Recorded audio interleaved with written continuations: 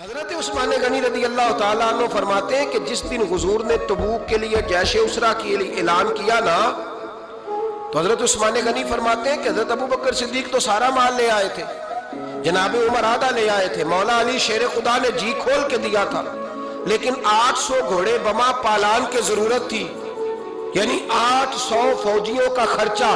اپنے لفظوں میں بات کر رہا ہوں، فوجی کا خرچہ کیا ہوتا تھا کہ فوجی کا گھوڑا بھی چاہیے، گھوڑے کے ساتھ کجاوا بھی چاہیے، تلوار بھی چاہیے، نیزہ بھی چاہیے، تیر بھی چاہیے، لوہے کی جیکٹ بھی چاہیے۔ حضرت عثمان غنی کہتے ہیں نبی پاک نے اعلان کرنا شروع کیا، ایک دفعہ اعلان کیا تو میں نے کہا حضور 200 فوجی کا خرچہ میرا۔ تو نبی پاک نے دوسری دفعہ اعلان کیا تو کوئی اٹھا ہی نہیں، جنہوں نے دینا تھا وہ تو سارا کچھ پہلے ہی دے چکے تھے، کوئی اٹھا نہیں۔ کہتے مجھے بڑا عجیب لگا کہ میرے مصطفیٰ اعلان کریں۔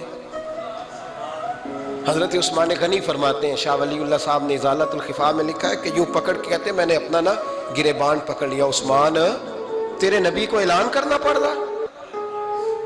کہتے 1000 فوجی کا خرچہ چاہیے تھا، 1000 کا۔ عثمان کہتے تیسری دفعہ حضور نے اعلان کیا تو کہا یا رسول اللہ 200 اور ڈال لے۔ سنو سخی کس کو کہتے ہیں؟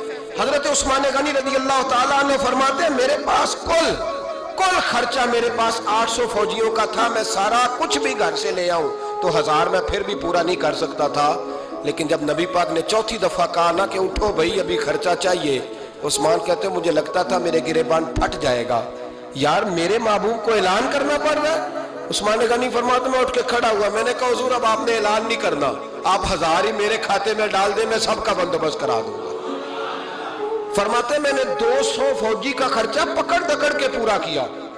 غریب اصل میں اللہ سے تجارت نہیں کرتا اس لیے امیر نہیں ہوتا، غریب اللہ سے تجارت کرے نا، اللہ سے اس کے رستے میں 200 دے کے 70 گنا کی امید رکھے یہاں بھی وہاں بھی، پھر امیر ہو جائے۔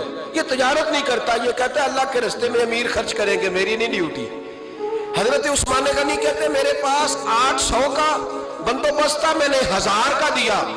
حضور تشریف لے گئے، فرماتے ہیں جہاد سے جب واپسی ہوئی نا، ایک ایسا سودا تھا جس میں سے مجھے نفع کی امید ہی نہیں تھی، پر اللہ نے مجھے 11 گنا نفع عطا فرمایا۔